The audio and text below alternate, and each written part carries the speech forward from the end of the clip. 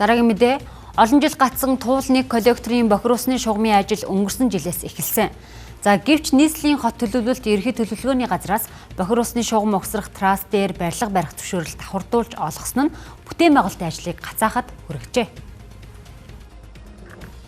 За бидний зогсож байгаа яг энэ газар доор туулны коллекторын шугам хоолой явж байгаа. За энэ ажил бол өвлөө үйлдэлтэй холбоотой зогссон.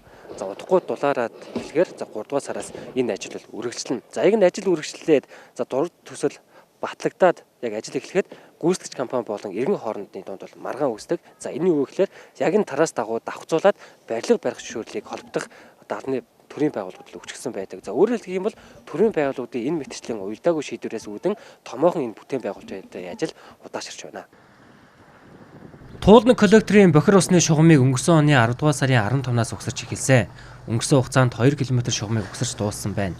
Нийслэлийн бохир усны ачааллыг зохицуулах стратегийн ач холбогдолтой энэ шугамын тараас буюу төлөвлөгөөт зам дээр барилга барих зөвшөөрөл давхардуулан олгож бүтээн байгуулалтын ажлыг гацааж байгаа нь шүүмжлэлт агуулж байна.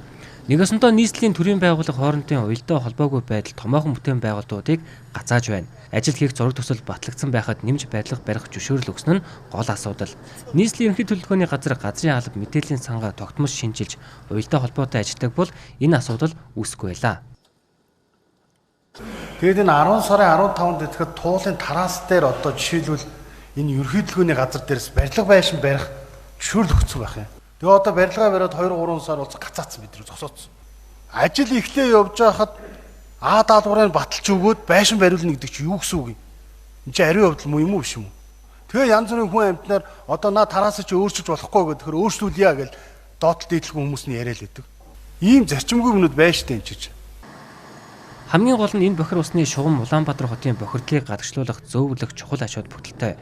Ус өвгдөх газрын даргын мэдээлснээр зөвшөөрөл авсан газар нь барилга бариад эхэлсэн нь үндсэн бүтээн байгуулалтын ажлыг гацааж байгаа гинэ. Үүгээр тогтохгүй туулны коллектор бохирын шугам хоолын өргөтгөлийн ажлын хүрээнд хэд хэдэн байршилд автсан байшин барьж хаасан тохиолдол байгаа тухай хотын дарга өмнө мэдээлж байсан. Ойролцоох айл албан байгууллагуудын газраар тойруулж шугам хоолоо үргэлжлүүлэх гэхээр үр ашиггүй төсөв хөрөнгө зарцуулах болоод байгаа юм.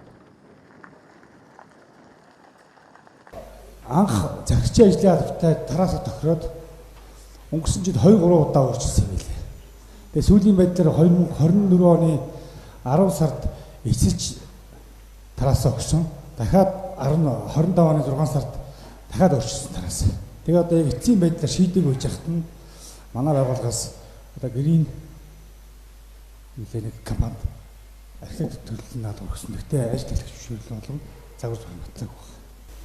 Батлаагүй байсан гэж бас худлаа ярьж байна. Хамгийн сүүлийн байдлаар одоо даваадлаа дарагч мэдж байгаа. 6 сард батлагдсан шүү дээ. Тэгээ 10 сард нь хамгийн гол нь өгсөн байгаа байхгүй. Яг ажил эхлэхийг яг өмнөхөн өгж байгаа. Тэгээ манайхаас даалгавар аваагүй, манайхаас юм хийгдээгүй шууд ажиллаа эхлээд явцсан гэж яриад байгаа. Одоо тэр байшин чи 2 давхар төрсөн байна шүү дээ. 3 давхар төрсөн.